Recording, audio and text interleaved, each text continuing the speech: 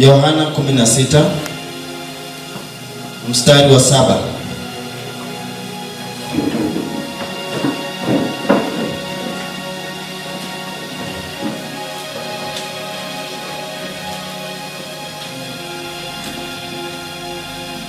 John 16 verse 7.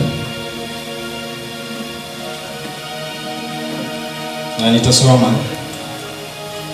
Nevertheless, I tell you the truth. It is to your advantage that I go away. For if I do not go away, the helper will not come to you. But if I go, I will send him to you.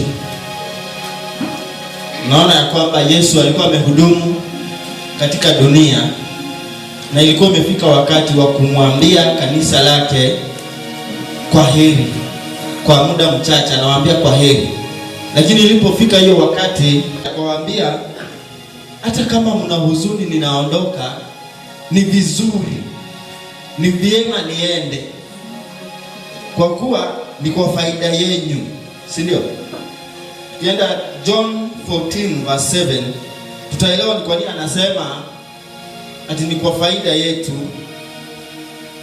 John 14 verse 17. John 14 verse 17. Inasema ukianzia 16, and I will ask the Father and he will give you another helper to be with you forever, even the Spirit of truth, whom the world cannot receive, but because it neither sees him